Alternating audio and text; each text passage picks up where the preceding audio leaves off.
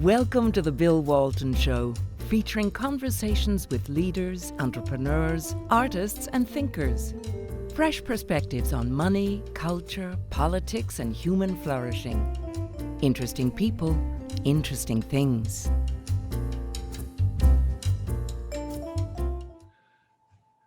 Welcome to the Bill Walton Show. I'm Bill Walton, and I think all of you living in America probably realize that our ex-president gave a speech on Sunday at the Conservative Action Project, and in it, Donald Trump pretty much hinted that he wanted to run for president in 2024, and wanted to dig into whether we think that's a good idea, and if it is, what he might need to do to be successful. To help me think this through, I brought in the show's brain trust, Frank Wasiter, Rich McFadden, Brian McNichol, and Greg Columbus. And together we're going to figure it out. So let's, I guess the questions I have is Trump came back and he announced that he wasn't going to be starting a third party. He was going to pour all his efforts through the Republican Party. So that's one. He clearly is claiming the mantle of leadership there. Second thing is he hinted strongly that 2024, he might like to be the guy again. And then the third question I want to dig into is, okay, if he wants to do those things, what does he have to change? What does he have to do differently to be successful? And I think there are a couple things that spring to my mind, but I want to get your guys' input. Hey, Greg, let's start with you. What do you think about the first two questions, which is, should he lead the Republican Party, or Brian, you can jump in. Either one of you wants to jump in. Take it. Well, I think he is the leader of the Republican Party. That's the way the voters look at him. That's the way the base looks at him. And the base has not gone anywhere, regardless of what happened in November or even what happened in January. So Trump is the leader of the Republican Party. There's no question about it. Ronna McDaniel might have the actual title, but it's Trump. Now, whether he should be the candidate is a different story. If he's not the candidate, he's going to take on the role of kingmaker, which could be helpful to the Republican Party, but it might be a difficult role for him because kingmaker is not front and center all the time, and that's kind of where he naturally gravitates to. I think if he's honest with himself, he probably should not be the candidate, because his negatives are not going to get any lower, most likely. Those who didn't vote for him, didn't like him, probably are going to take a lot of convincing. If there are some who voted for him in 16, but not 20, they could possibly be won over with some of the kitchen table issues that are already popping up, schools and gas prices and so forth. But Trump's negatives are high. So if there's somebody who can take on Trump's position on the issues, gets pretty edgy with the media, knows how to defend positions, but doesn't come across as obnoxious as the people who don't like him think he is, that might be the better combination. Brian? I agree with most of what you said. I think it's really hard to tell whether he will be the candidate. There's a lot of stuff that has to happen between then. I watched the speech, and I'm not sure, it can be taken that he was hinting that the person would be him who would be the candidate, but it could also be taken that, who will it be? Because he was kind of playful with it. Maybe he has some other plan for it that we don't know. I think, spend a little time on your third question. I think that his campaign was not well organized. I think that's, I guess the campaign manager was demoted, and then he got in some weird fight in his driveway with no shirt on, and he was obviously drunk. And so, and there's also rumors he was pulling millions of dollars out of the campaign. Right. And this was at the height of the campaign. This guy's, how is he sitting at home in Florida drinking beer with no shirt on, right? So, so you had to wonder, how effective were they going to be? Because the thing about it is like the people who maintain that, there's nothing wrong with the vote and Biden won legally, they say, the problem with Trump was he did not convert those rally crowds into votes, right? And so I think that's where the secret is, should he want to be the guy who runs again. I think, he is clearly the leader of the party. He will clearly have a hand in determining who it is. And Greg said, finding someone who can be Trump without making many people angry as Trump does. DeSantis looks like probably the closest to that. Well, you look at the results of the polls at CPAC. Trump personal approval rating was like 97%. Right. Now this is the base. This is the hardcore that were at that meeting, and people agreed with it. Yeah, Ron Paul won the straw poll there a couple of times. People agreed with his policies about 95%, but only about 65% thought he should be the candidate. And so there is that delta. But the other two who got votes in that venue were Ron DeSantis from Florida and Kristi Noem. Right. Both governors that led states that resisted the lockdown and did just fine, thank you. And so that's kind of, and I think you got to contrast that away to the way Trump handled lockdown, which is, I don't think he handled it very well. Rich, Frank, you got weigh in? I mean, I think the guys have kind of nailed it. I do think all the people at the rallies voted for Trump. And I think that's the problem, because he had the problem getting everybody else to vote for him because he's just brash and edgy. The thing Trump did that was great was he peeled the curtain back so that everybody can see what's behind the curtain now. And they're not going to be able to cover that back up. So now that he's done that, I think it's time for him to be the kingmaker, because he obviously is running the party, whether they want to admit it or not. And I do think DeSantis and Noem, or Noem and DeSantis, should be the ticket, at least at this point. We got a long ways to go, because they did a great job navigating through this thing. Their states are running really well in a really tumultuous time. And I think Trump should really move along and invest his money in fighting big tech and fighting big media.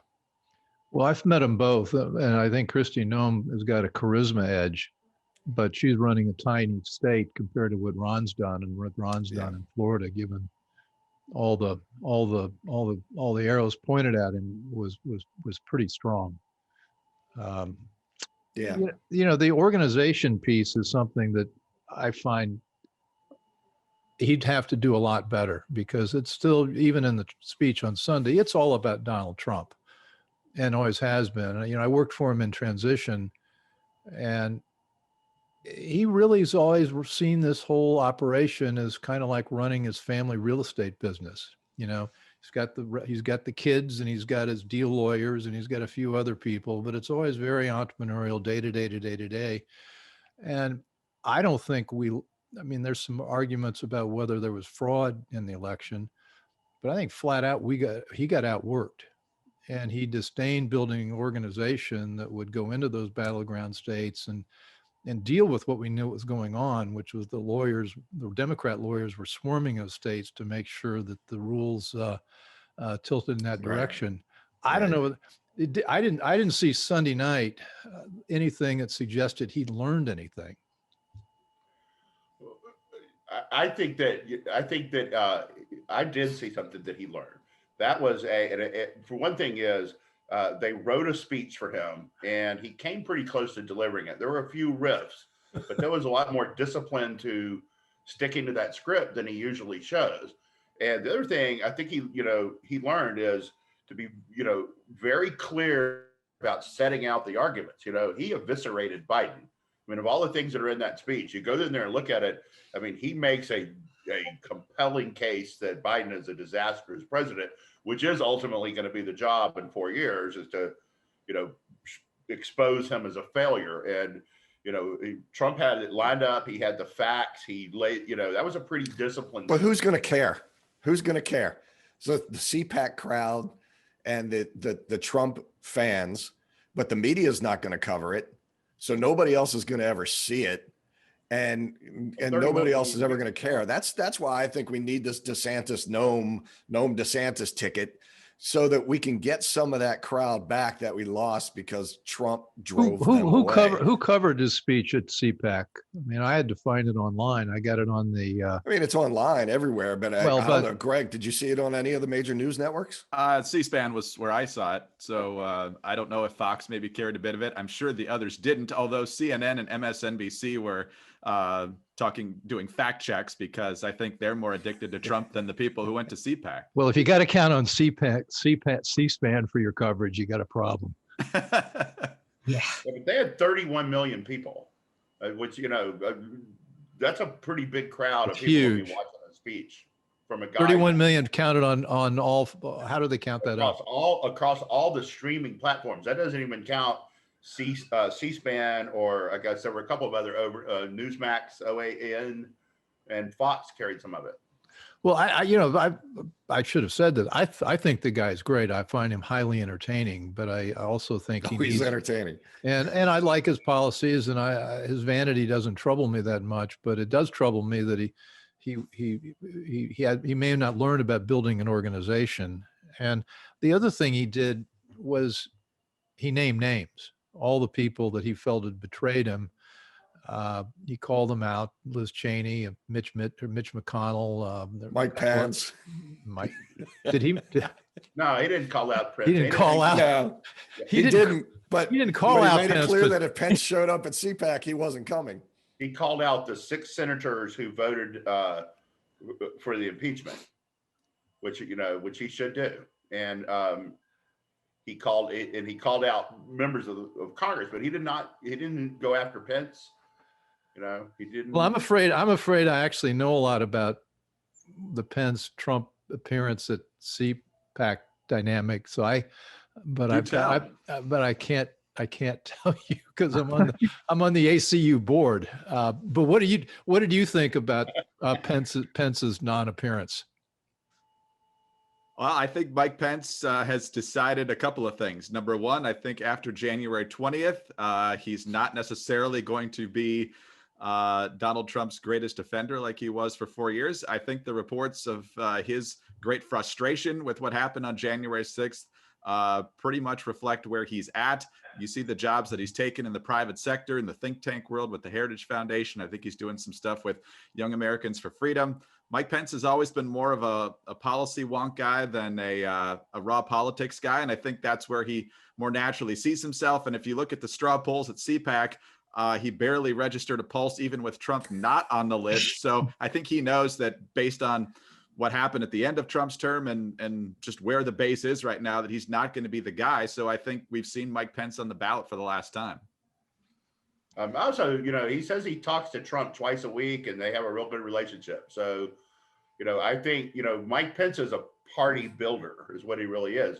And I think he's useful still to Trump, and that, that way you're not attached at the hip to him. You're doing, like you say, Young Americans for Freedom, Heritage, other people that you can talk to move them in that direction. But well, that's a very interesting idea. Pence understands the party organization, understands what needs to be done in terms of infrastructure, and Trump doesn't know, B, doesn't really care, and that's just not his temperament. That's not where he wants to spend his time.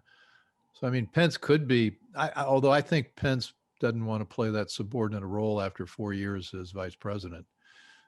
Probably tired. He's like, I just want to be out. He wants to be out of the limelight. He carried an awful lot of water for Donald Trump and deserves our appreciation for that. But yeah, he left himself, Greg, as you point out, not really viable as the next guy in line. What do we do about this cancel culture? The one thing that Trump did in 2015, 2016 was he used Twitter masterfully. And Jack Dorsey, is it Jack Dorsey or Jack Dempsey? I get my boxer confused with my tech guy. Anyway, Jack Dorsey has canceled Donald Trump's Twitter account. What does he do? What do all the rest of us do if we can't get our message out, if he can't get his message out?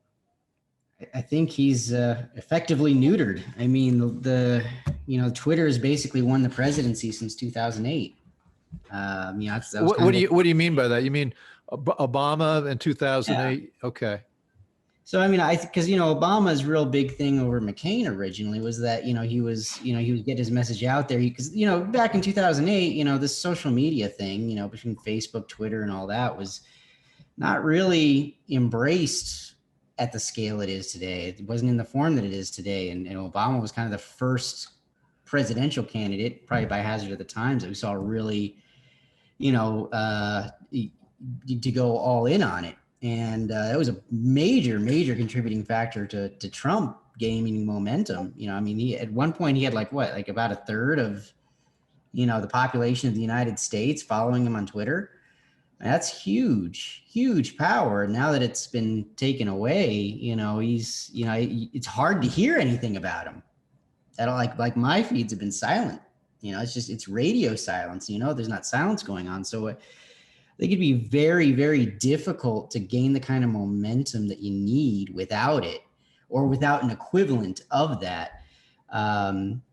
Because I think a lot of guys probably went with him because he was the guy bringing in the leads, so to speak. And when you bring in the leads, you write the rules, and he could write the rules. And without that, I don't know.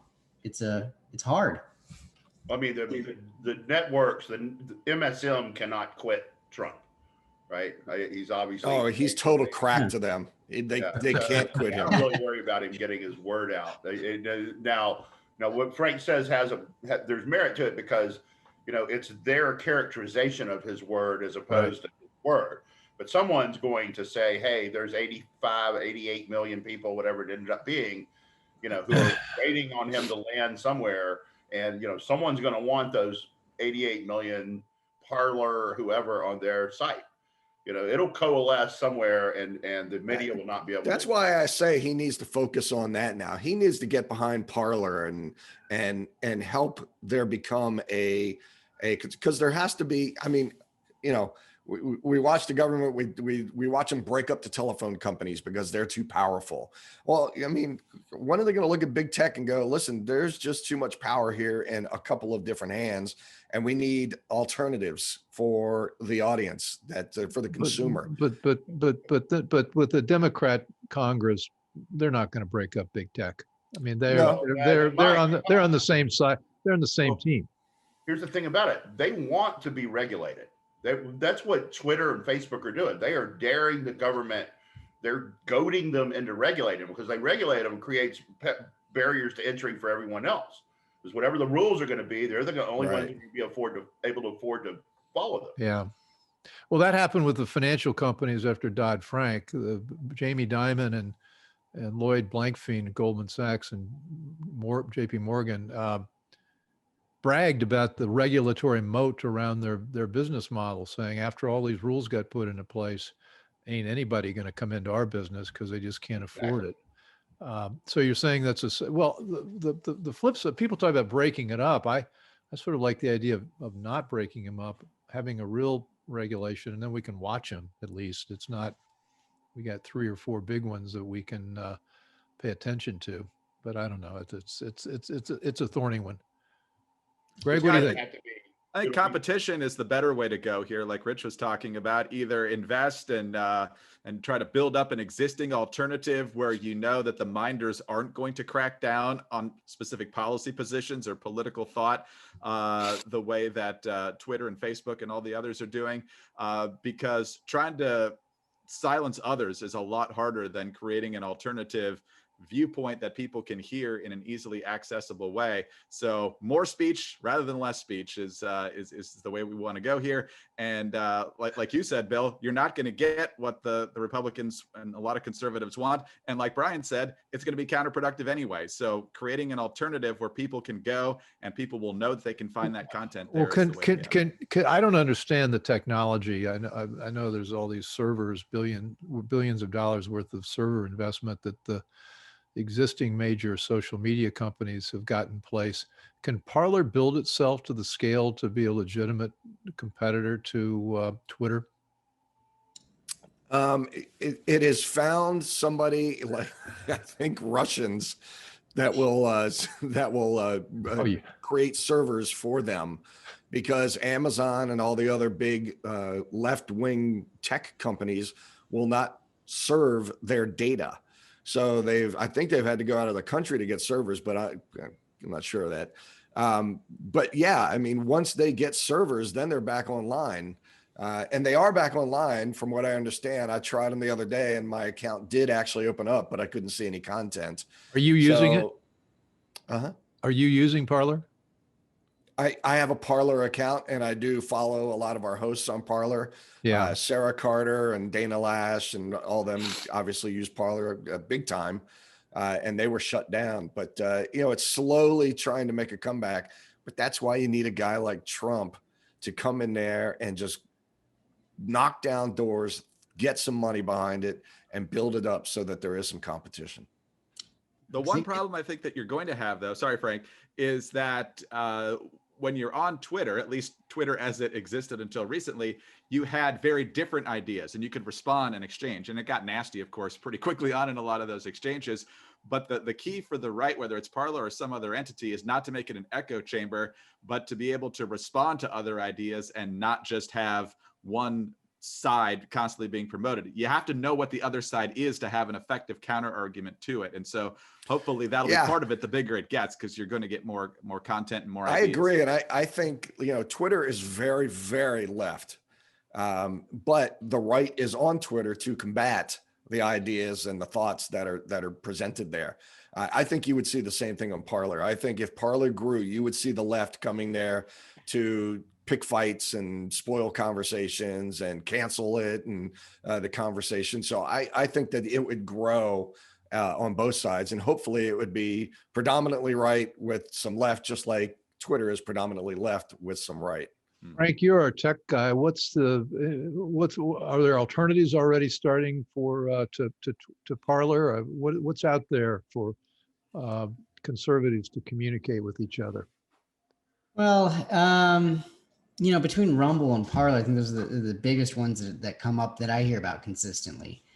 The problem with these endeavors is that you need two components. You need a lot of money because server costs are operating on a logarithmic scale, meaning going from 10 to 20 is 10 times more difficult than going from 1 to 10 and all the way up, because the more people you have communicating at the same time just compounds like all this all the demands on the server, meaning that everybody is that's when people get like lag and they get upset and they leave the thing. And then the second most important thing is that you need a movement. You need some catalyst to drive people out of their comfort zone, away from a Facebook or a Twitter or a YouTube or whatever it may be, which Parler had. And then, they kind of got the hammer on it, probably because it was getting a little bit too successful in that sense. So on the one hand, you need that kind of extreme niche momentum move that just shifts millions of people all at once, or at least within a very short span of time, over to them. But then at the same time, you also got to do what Greg is saying, is that you can't be so one-sided that it's just this big echo chamber and it's just one crowd, because then you've just kind of capped your market. So it's a tough ask. I mean, it's certainly possible, but it's, I think you need a lot of, big name support. Listen, look at Clubhouse. Okay. Clubhouse has been on fire, and it just started last summer, and it is growing, and they knew how to market it. Yeah. They had an idea, and Clubhouse, if you're not familiar with it, is voice only, no text, no video. It does not record anything and keep it. It's live, and when it's over, it's over. And it's just conversations about anything and everything. And it is very, very left. And it's very entrepreneurial. It's a cool place. It's a cool site. I get a lot of good podcast information there, a lot of good conversations. But they built this thing quickly. These people were smart. It was two San Francisco guys. They went out and got some hip hop stars to kind of get behind it and make it popular on Twitter and everything. And then boom, here it is. So if they can do that. And Mark Andreessen's funds behind this, isn't it? He's one of the kingpins out there. All right. I want to swing back to, so let's put this on the to-do list to figure out, maybe the five of us should build it. I'll rely on somebody else. You're the guy with the checkbook. The billions. Yeah. Well, Right. I'll just parent that. one of the things that the conservative movement lacks is the billionaires willing to fund that sort of thing. Like you can name Bezos, you can name Zuckerberg, you can Yeah. name the guys at Google, you can name Bloomberg, you can name Tom Steyer, on, George Soros, of course. Yeah. They're putting hundreds of millions of dollars into stuff, and I can't think of anybody in the conservative world that's willing to do a fraction of that. So there's a mismatch here. We really are kind of fighting against the redcoats in this regard, because we're working with homemade rifles and stuff like that, and they've got howitzers. Anyway, I want to circle back to one thing before we close up here. Donald Trump was naming names. He called all these people out. Can he keep control of the Republican Party while he's also trying to primary Mitch McConnell or Liz Cheney? I mean, is a purification effort a good idea, or should he try to build coalitions now? Well, you pick your targets, and yeah, there is some purification is a positive thing. Liz Cheney, Murkowski, he talks a big game about Collins, but I mean, she has a formula that works for her, and she's with you most of the time. But the people who are directly working against you all the time, Mitt Romney, I can see them getting targeted, and I can see, that builds energy in the party. It's not, you're talking about, there's got to be a movement that gets people interested. That's your thing that gets people interested. Interesting to see what the dynamic is when some of these seats are up. I mean, Mitch McConnell and Susan Collins just got reelected. Mitch McConnell's going to be 84, I think, when his term is up, and that's assuming he even runs again. Mitt Romney, I think, is going to be 77 in 2024 when his seat is up. Who knows if he'll want another 6 years of what he's been through. So he's only been through 2 at this point. So we'll see. I think watching some of these House races of was it the 10 Republicans roughly that voted for impeachment, they'll be up sooner, as will Lisa Murkowski in Alaska. I think that's going to be a very interesting primary to watch there, especially as Republicans try to figure out a way to carve out a majority when they have a lot of open seats to defend, like Ohio and Pennsylvania, possibly Wisconsin and some others. So it's 2022, especially in the House side, I think is going to be the referendum on the people that and how they voted on impeachment and conviction. Okay, let's wind up with playing risky business. What's 2022 look like? What happens in the House? What happens in the Senate? And maybe speeding up to something sooner, what happens in Virginia in the governor's race this year, 2021? Virginia, there's some, I don't know about the governor's race, but there's some momentum to flip the legislature. I think that's where the Republicans are focused, and probably rightfully so. They don't really have a great candidate for governor yet. 2022, the House, there were only about 8 or 9 seats. That's really where Trump can play a huge role, go on the road for House candidates, hold the big rallies for in House races. That's hard for the Democrats to match, no matter who they are.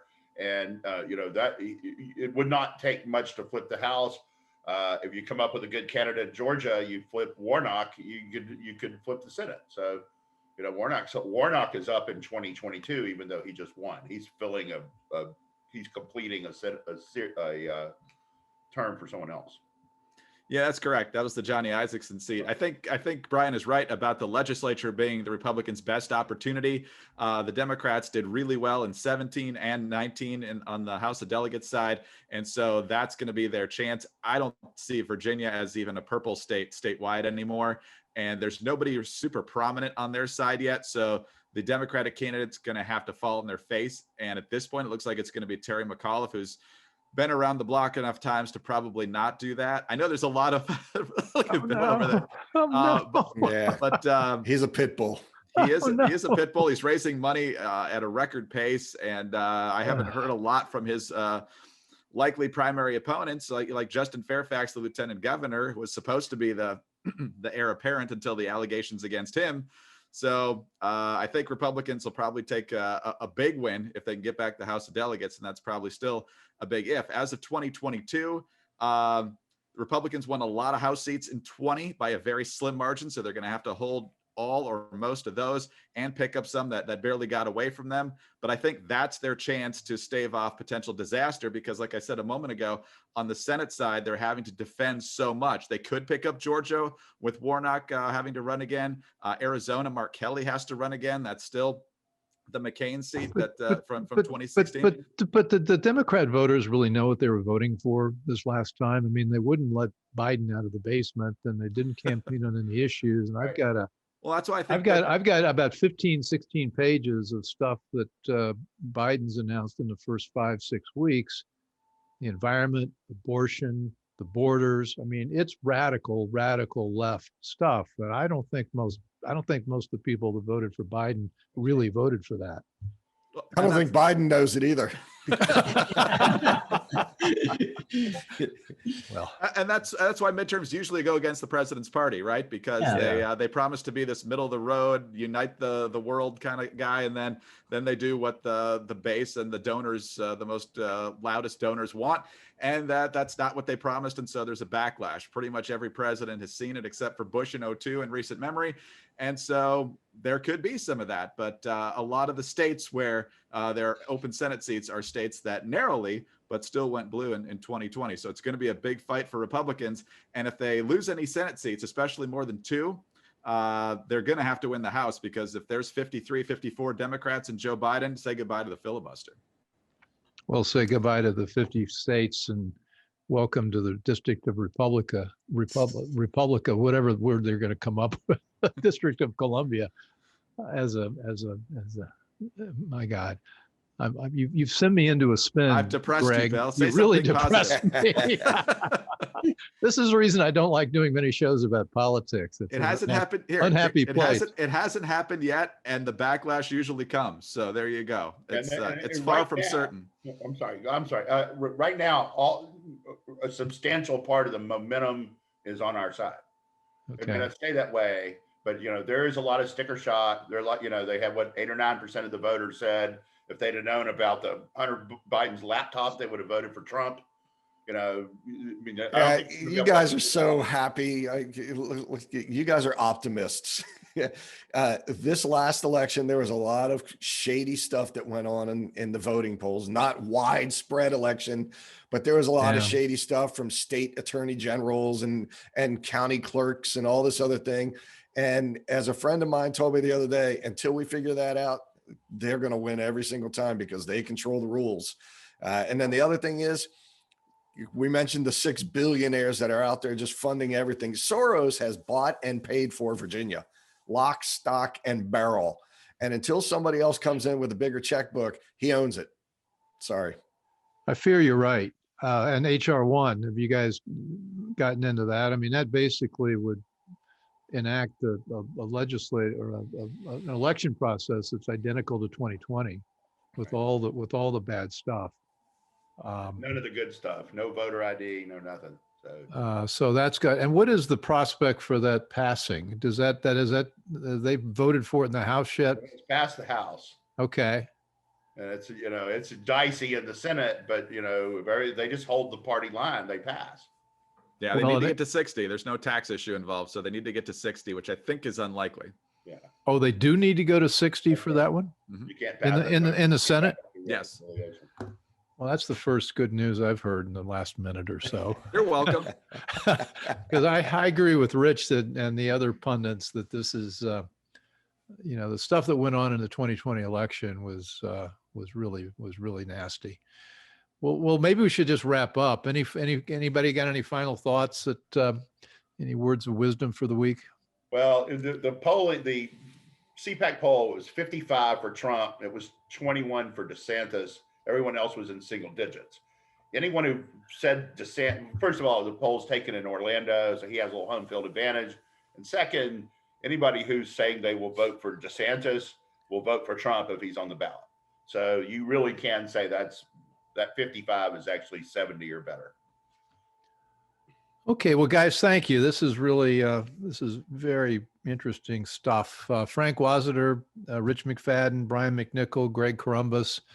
Thanks, guys, and we'll probably come back together the next 3 or 4 weeks to dig into something else. So thanks for joining in, and thank you for listening and watching, and we'll talk with you next time. I hope you enjoyed the conversation. Want more? Click the subscribe button or head over to thebillwaltonshow.com to choose from over 100 episodes. You can also learn more about our guest on our Interesting People page. And send us your comments. We read every one, and your thoughts help us guide the show. If it's easier for you to listen, check out our podcast page and subscribe there. In return, we'll keep you informed about what's true, what's right, and what's next. Thanks for joining.